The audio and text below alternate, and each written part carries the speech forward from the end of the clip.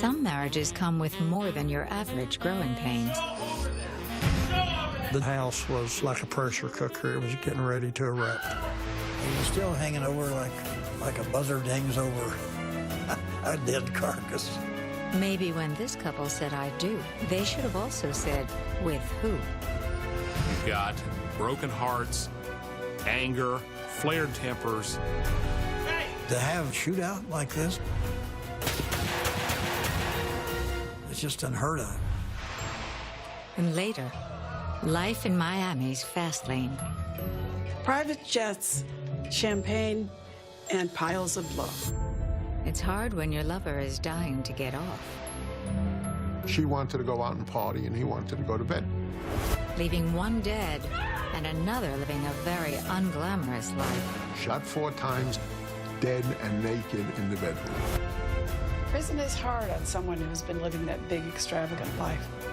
Because 2 is company, 3 is a crowd, and 1 is a killer.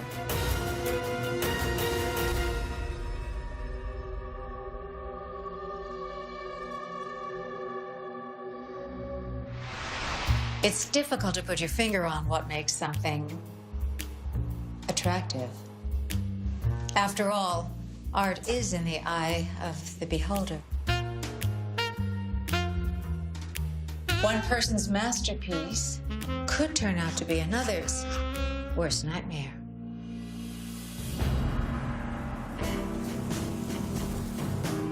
On a cold winter morning in 2010, in the small community of Garrison, Kentucky, the only place 47-year-old John Jameson and his 43-year-old wife Carol want to be is snuggling under the covers. They're relaxing in bed together. They're enjoying a very leisurely morning. But a little before 9 a.m., they're interrupted by a visitor pulling into their driveway. John looks out the window, Looks like Uncle Shannon. and when he sees this vehicle, he at first thinks it's his uncle's. Did you go check? Did you let him in? Please. And my dad said, "Oh, Carol, go let him in. Doing here so early. And I'll get up and get my clothes on." But Carol Jameson finds that the man outside is no relative. Just 1 second. She went back and told John that there's somebody wanting to speak to you at the door. Something about the man makes Carol nervous. So when her husband goes to ask him what he wants, John arms himself. And as soon as he clears the family room to where you could see through the front door, the gentleman outside opened fire. John falls back into the living room and takes aim with his .357 Magnum. The Jameson house is soon alive with gunfire. Over a dozen shots were fired. It was reminiscent of something from the Hatfield and McCoy feud. When the smoke finally clears, only questions remain. Has anyone been hit? And how did this middle-aged couple find themselves in the middle of a shootout? This was so out in left field. I thought it was a script for the latest Hollywood blockbuster. This is small town Kentucky. That don't happen here. And it especially doesn't happen at John Jameson's house. A year and a half earlier, John's life had been very different. He was a divorced single father who made his living working heavy road construction for his brother's company. He spends his free time hunting and fishing, usually while doting on his children, particularly his daughter, Alyssa. My dad was the best dad in the world. We were his prides and joys. And if there was somewhere that he had to go that I couldn't go, I was very upset. John had only been divorced about a year, recently ending a 15-year marriage. But he knew it wouldn't be long before his nest was empty, and John worried about a lonely future. My dad just wanted a companion, someone to spend his time with, because his kids were getting older and would be leaving soon, and he just wanted someone to be there with him. Across town, Carol Goddard was dreaming about the same thing. Like John, she was also a divorced single parent. Carol had 2 grown children and a 6-year-old son, Sam. Carol was just a normal girl that worked at the local truck stops and a few stores, trying to raise a child as any single mother would do. Carol had been dating her son Sam's father, Gary Robinson, for the past 8 years, and she was more than ready to settle down and marry him. She was looking for some security, I want to get married. looking for stability for herself and her children. This isn't fair. She gave him an ultimatum to either be with her or she was going to move on and find somebody that made her happy. That's when John Jameson's sister fixed Carol up with her brother, and almost immediately, John was smitten. When Carol came along, he seen that was his opportunity to have someone for himself. I believe that's what John wanted out of life, just to be happy, have someone. And when John Jameson offered Carol the possibility of the future she was longing for, she was only too happy to end things with her long-term lover, Gary. On September 9th, 2008, just 3 months into John and Carol's relationship, they married in a backyard ceremony. John was very excited to be married to Carol. He was really looking forward to the two of them spending the rest of their lives together. Carol saw that my dad was, a big, strong man, someone that would take care of her.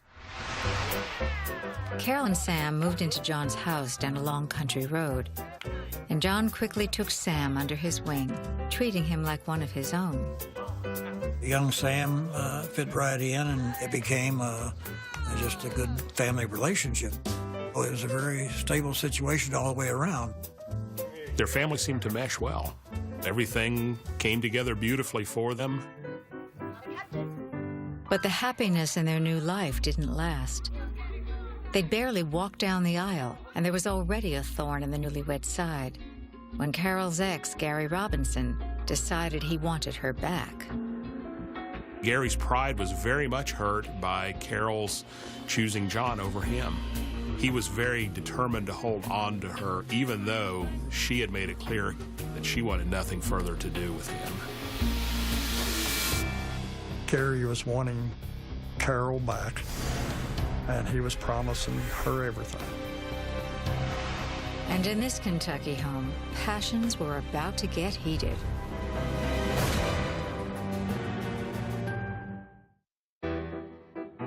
In 2008, in Garrison, Kentucky, newlyweds Carol and John Jameson were settling into their new life. But they quickly discovered that Carol's recent ex-lover and baby daddy, Gary Robinson, wasn't ready to offer the happy couple his congratulations. He was still hanging over like a buzzard hangs over a dead carcass. That was his love, and he had to have it back.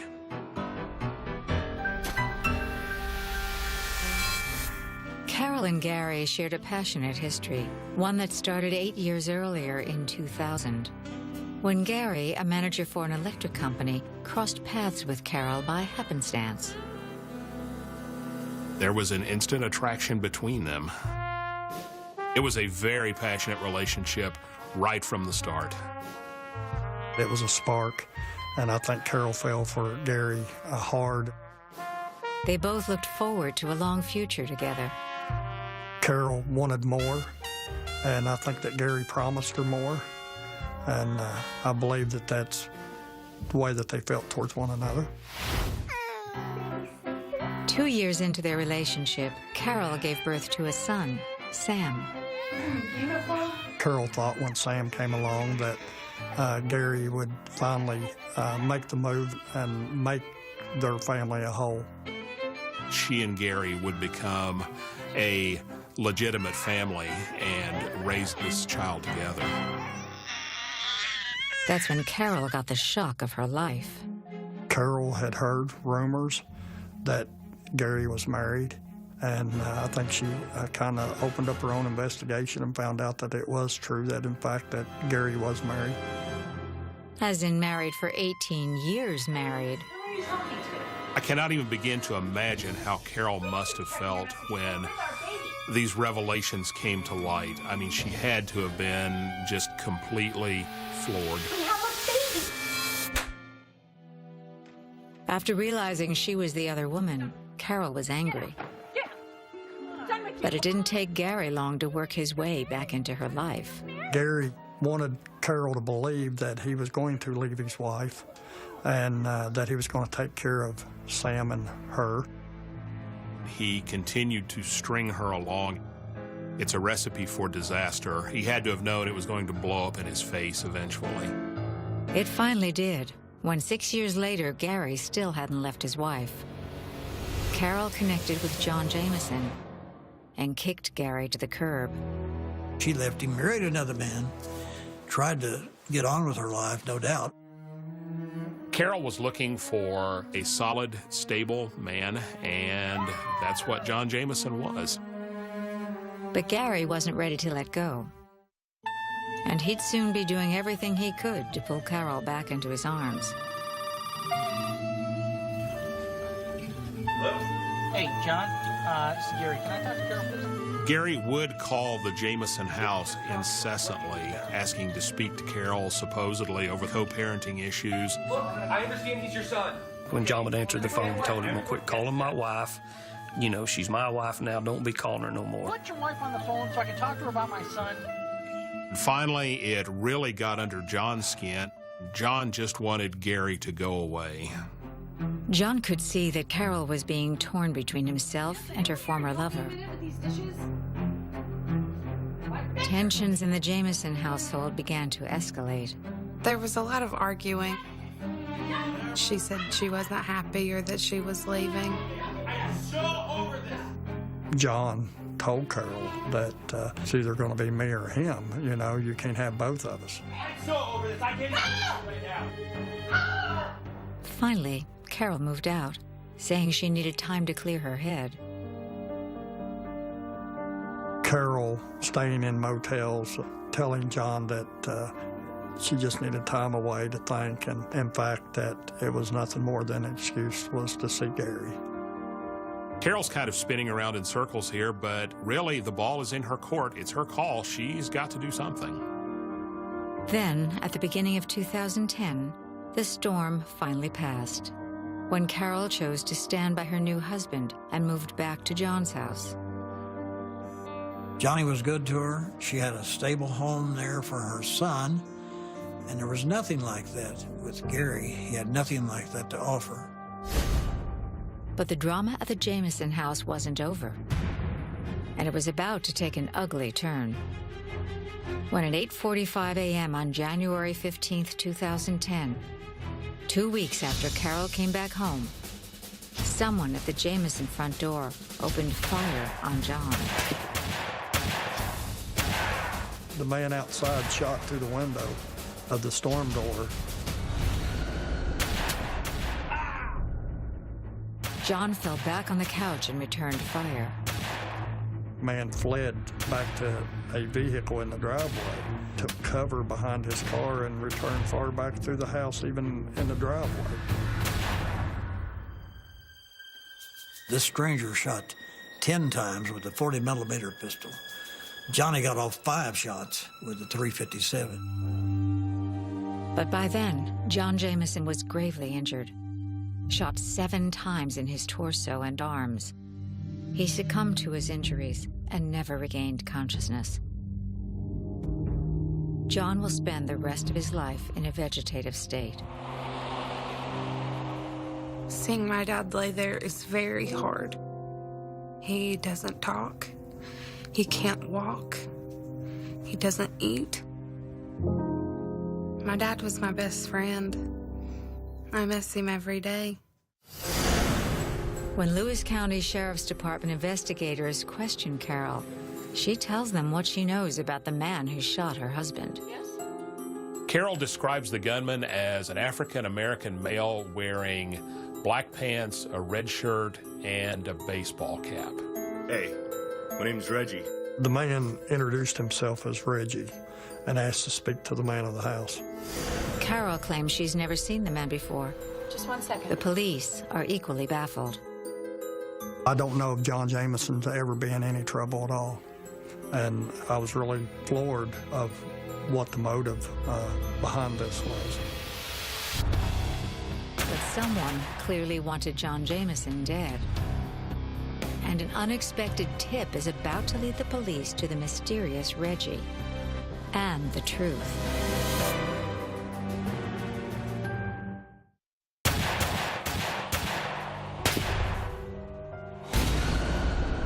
On January 15th, 2010, in Garrison, Kentucky, a man opens fire on John Jameson, leaving him critically wounded.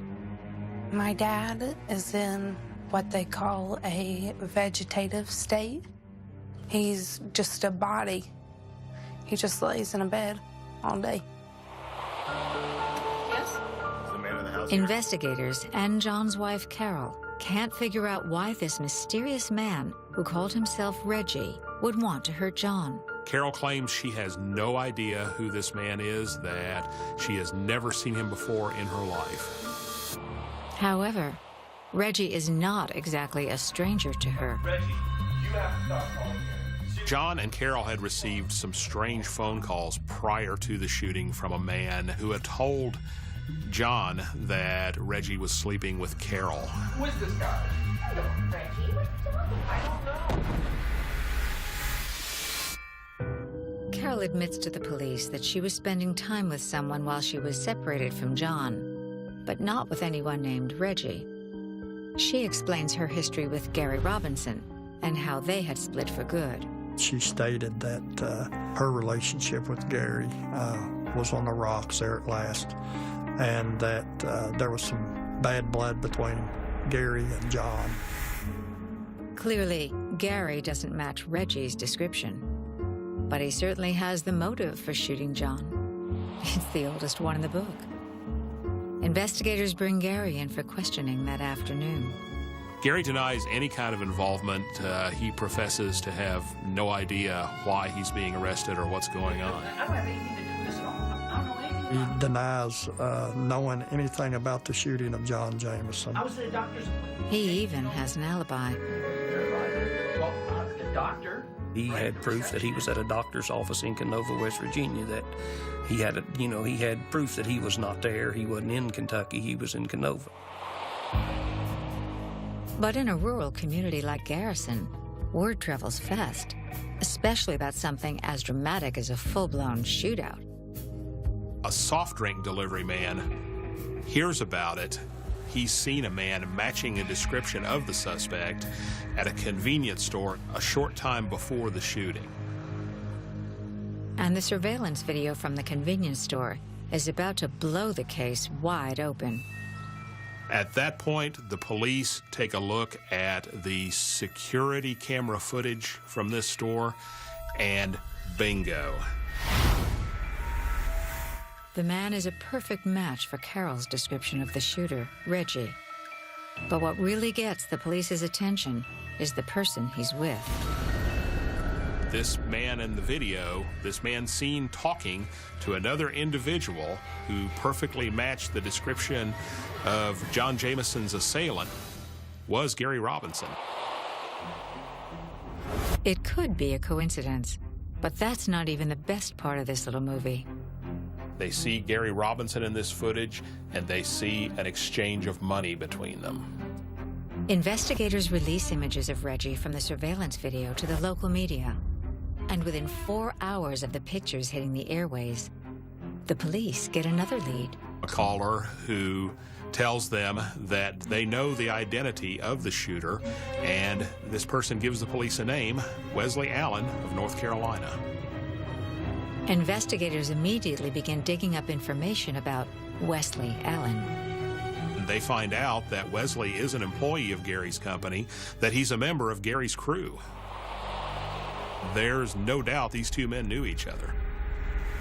On January 24th, 2010, 9 days after the shooting, Allen is arrested in Durham County, North Carolina, with substantial wounds from a gunshot to his face.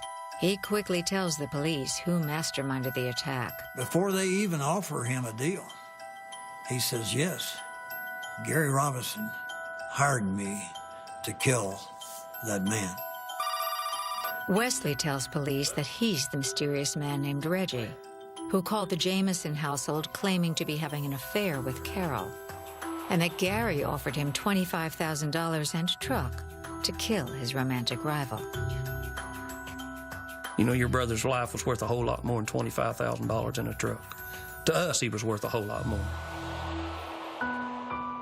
Alan pleads guilty to conspiracy to commit murder and first-degree assault. He's sentenced to 17 years in prison. On June 28, 2011, after 2 hours of deliberation, a jury convicts Gary Robinson of conspiracy to commit murder. He's given the maximum sentence of 20 years. Gary Robinson continues to maintain his innocence. It's been rough on my family. It's been rough on the whole family. It's just, over a bunch of nonsense that shouldn't have never happened. My brother didn't deserve what he got. He didn't deserve to be done that way. I miss my dad's voice the most. I would give anything to hear that voice again. As for Carol Jameson, she claims to have had no knowledge of Gary's plan, and she is never charged with any crime. Artists are always on the lookout for inspiration. The thing about creativity is, if you're not completely satisfied with the present subject, you can always improve on the real thing.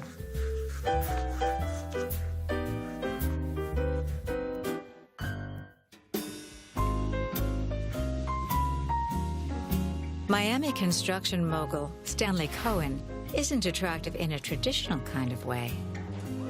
Stanley Cohen wasn't a particularly good-looking guy, but he was a magnetic guy. And it was his personality that won the ladies over. He was always the life of the party. He was the energy in the room, every place that he went. Stanley also has other assets that women just can't get enough of. He had plenty of money. He had a yacht. He had his own private jet. It was a very glamorous kind of life. Stanley launched his business, SAC Construction, in 1965. His company profits, like Miami's booming population, were rising by leaps and bounds. He built infrastructure. He built businesses, city and county buildings. He worked hard, but he played just as hard. But the one game Stanley isn't good at is the game of love. By the age of 41, he'd been married and divorced twice. He had a son and a daughter with his first wife, and then he had another marriage that was so brief, some of his friends didn't even know about it. In 1974, Stanley was just about to roll the dice for a third time with a quiet, sweet woman named Linda Williams. They were together for quite a while, and it looked like, maybe he was tiring of the wild scene, and everyone assumed that they were getting married. But Stanley has a tendency to get distracted by bright, shiny things. And when he first encounters Secretary Joyce LeMay McDillon on one of his construction sites, he's instantly smitten. She was petite, attractive, dark-haired, a little bit exotic looking. She was very pretty. He noticed her right away. The 24-year-old divorced beauty is also 17 years younger than Stanley. Joyce had grown up poor in rural Illinois, and she'd come to Miami looking for a better life for herself and her 5-year-old son. She hadn't really become affected by Miami yet. She was this little Cinderella from a small town, this fresh little flower. And this small-town Cinderella is quickly caught up in Stanley's princely charms. Stan swept Joyce off her feet. He's a very wealthy guy and a powerful guy. That's an aphrodisiac. For a powerful man like Stanley, love is sometimes like a business deal. You negotiate until you get the best offer. And faster than you can say sugar daddy, Joyce gets herself promoted to fiancé. Stanley's long-term girlfriend, Linda, is left wondering what went wrong. Linda was devastated. Stanley was the love of her life. What Stanley doesn't know is that his new fairy tale princess is about to become the queen of the night. The go-go 1980s are just around the corner. And in Miami's cocaine-fueled high life, the fast lane runs in two directions: rehab or murder. Get more deadly affairs online. In 1974, 41-year-old Miami construction mogul Stanley Cohen and 24-year-old secretary Joyce McDillon fall in love. 6 months after they meet, Joyce and Stanley get married. And for a small-town girl like Joyce, it's a fairy tale come true. Her life at that point just took off like a rocket. The Cohens settled down in a beautiful coral home in the upscale Miami neighborhood of Coconut Grove.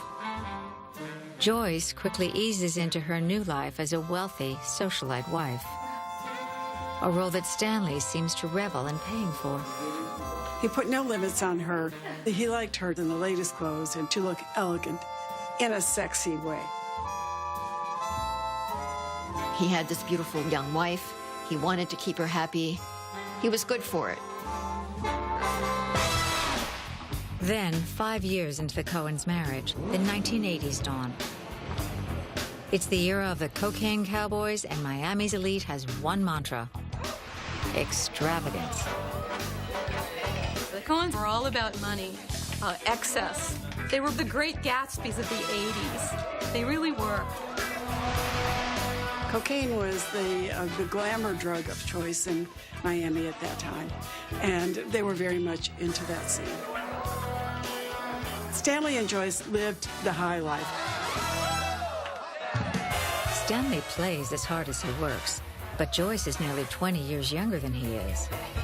And in 1984, 10 years into the Cohens' marriage, Stanley's life in the fast lane comes to a fiery crash. The harder Joyce partied, the less able Stanley was to keep up with her. It was beginning to wear on him, and finally he had a heart attack. It's enough to scare Stanley straight. He takes stock of his life and decides it's time to put on the brakes. He followed his doctor's advice. He started exercising. He watched his diet, and he definitely stopped using cocaine. That's when the rifts began appearing in the Cohens' marriage. Joyce wanted to party, Stan wanted to stay home. It wasn't good, not good for the marriage. Joyce begins spending more and more time in the clubs and less at home with Stanley. Out clubbing. You know what you used to do? Now I have to go alone? 2 years after his heart attack, the Cohens are practically living separate lives. She became very frustrated and unhappy with Stanley. Because you're poor? She was not happy with her marriage. But Joyce isn't the only one frustrated about the state of their relationship. He tired of her antics, of her drinking and her drug use. He began to realize that this was probably not going to change. So while Joyce is out partying, Stanley begins looking for a shoulder to cry on. And he finds one in the form of his old flame, Linda Williams. It was a random meeting. They bumped into each other in the neighborhood. He wandered into a restaurant that was one of his favorite haunts from back in his bachelor days. And he saw Linda there. Stanley and Linda pick up right where they left off 10 years earlier. They began to date again. They would meet for drinks. They would go out for dinner. The flame was somewhat rekindled and seemed to be rekindling as his marriage to Joyce was fizzling. And when they end up spending the night together, Stanley begins to think that a mulligan might be just what he needs.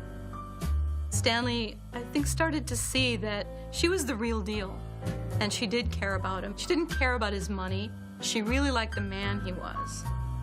She was a more down-to-earth person. Stanley was drawn to Linda again for the qualities he had seen in her before.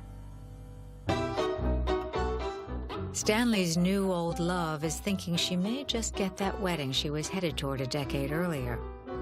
But there's still one person standing in her way. the same woman who stole Stanley away from her in the first place. And Joyce isn't quite ready to let go. She was afraid to get a divorce, even though she was unhappy with her husband. She was afraid that she would be cut off from access to the good life that she had grown to enjoy so much. She had been divorced, a single mother, alone in Miami, and she was Cinderella after she met Stanley. So she liked the lifestyle. It was just unfortunately Stanley came with it. There's nothing in a nightclub that spreads faster than a rumor. And when Joyce gets wind of Stanley's extracurricular activities with Linda, she decides to spend some time a little closer to home. What really freaked her out was that it was with his former fiance, someone he'd actually loved.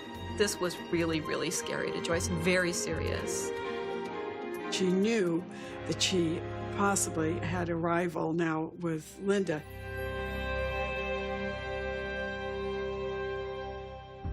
That's how, on the evening of March 7th, 1986, Stanley and Joyce Cohen find themselves in their Miami home, together. Around 11 o'clock, Stanley retreats into his bedroom upstairs. With the family's dog to keep her company, Joyce, a night owl, heads into a different room. Her son was away at school, so he wasn't living there at the moment. She went through her son's bedroom, sorting some clothes that they might give to charity.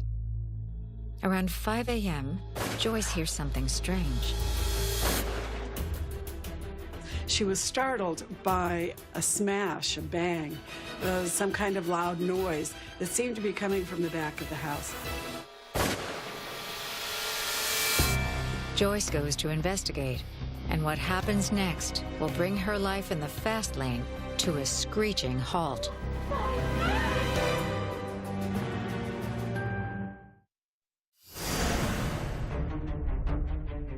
The quiet night of March 7th, 1986, is shattered when, from her son's downstairs bedroom, Joyce Cohen hears a loud crash coming from somewhere in the Coconut Grove home she shares with her husband, Stanley. She heard a noise like somebody breaking in the house and thought, oh, I better go tell Stan something's happened.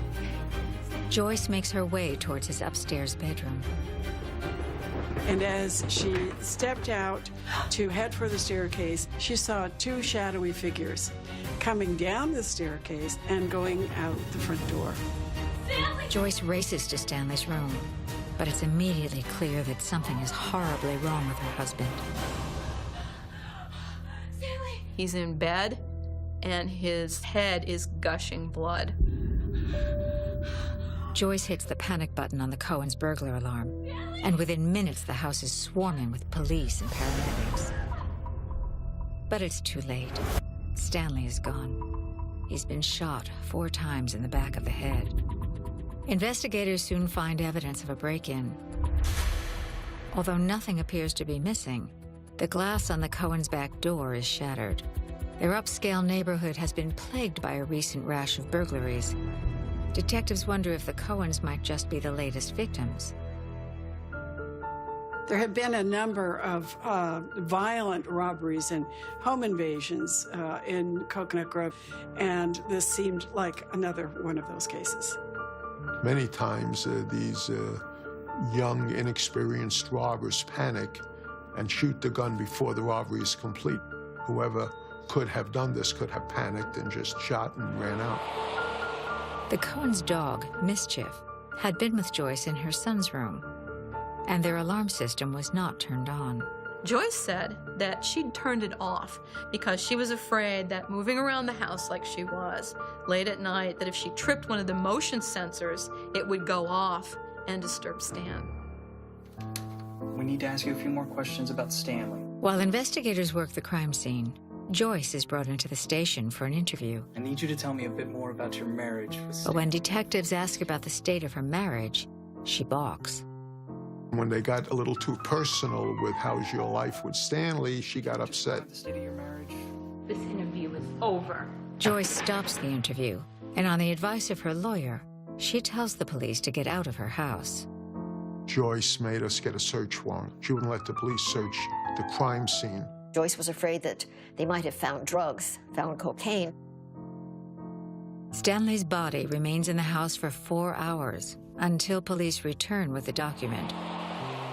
And although their delayed search does turn up the murder weapon, the Cohen's own gun, which has been wiped clean and thrown into the bushes outside, the crime scene offers very little in the way of leads. There was no physical evidence, such as a strange person's fingerprints in the bedroom. The family gun that was found outside didn't have anyone's fingerprints on it. In fact, there is no physical evidence found anywhere in the house. All the police had was her allegation that 2 men came in and shot her husband. Investigators begin digging into the Cohens' lives. And it isn't long before they uncover their marital problems, Joyce's drug use, and Linda Williams. Could she have killed Stanley in a fit of jealous rage? Police question her, but she's never considered a suspect. She was heartbroken at the fact that Stanley was dead. But detectives think they've found their motive: a very nervous wife.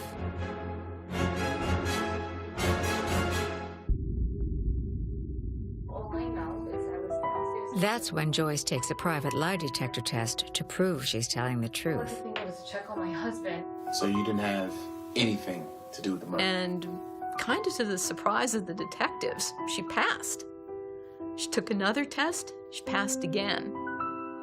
Investigators are back to square one. It was going nowhere, and time started to roll by. The detectives were really at a dead end with the case.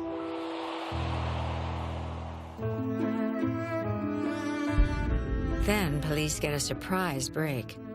It comes in the form of a jailhouse offer from a con named Frank Zuccarello.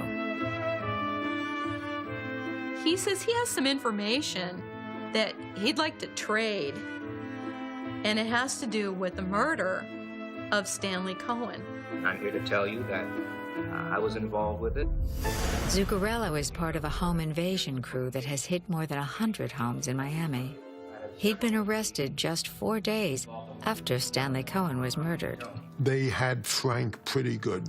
He was looking at dying in prison. And if he wanted to help himself, he had to tell them everything he knew. You're saying Tommy and Tony? Zuccarello is only too happy to make a deal. He tells investigators that he had driven the getaway car, while 2 accomplices, Tommy Jocelyn and Tony Caricciolo, had gone into the Cohen's house and killed Stanley. None of the perpetrators had ever met Stanley. They'd simply been employed to do a job. The murder was orchestrated by Stanley's wife, Joyce. He and 2 of his friends had been hired by Joyce to commit this murder.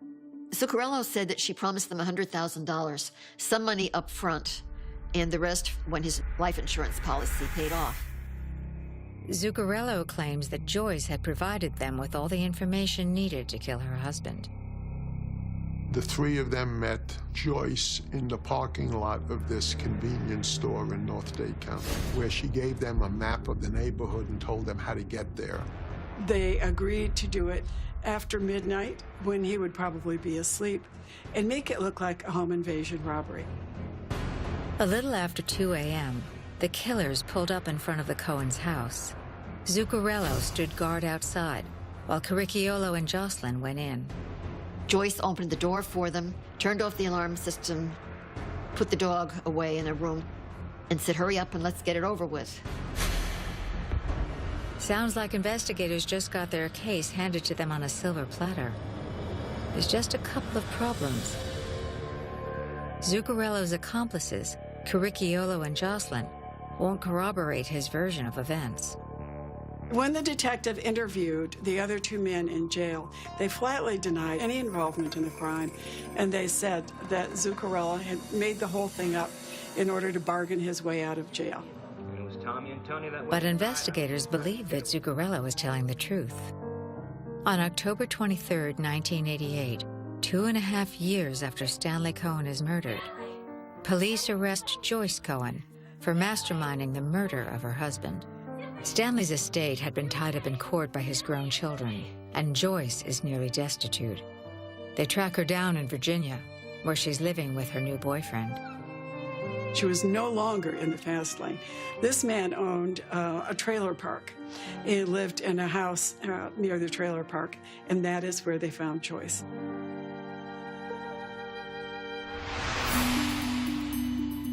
At her trial in October of 1989, prosecutors pieced together a story of a desperately unhappy woman, afraid to end her failing marriage, and threatened by her husband's former lover coming back into his life.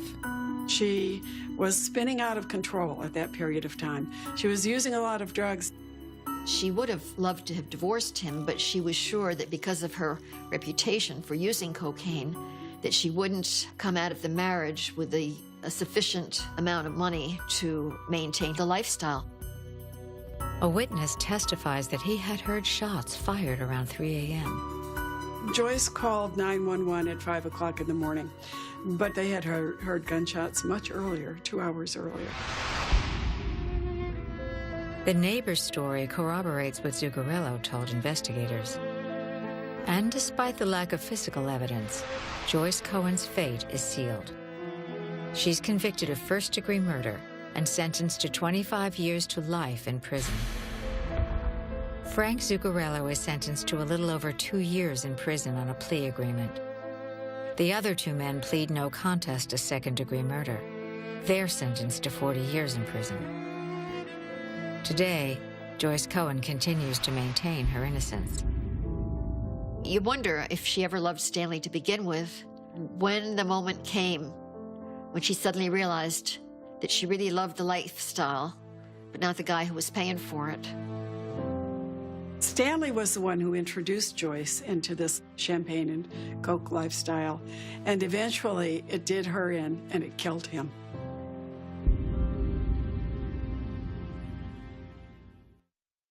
I've always found it more fun to sketch outside the lines.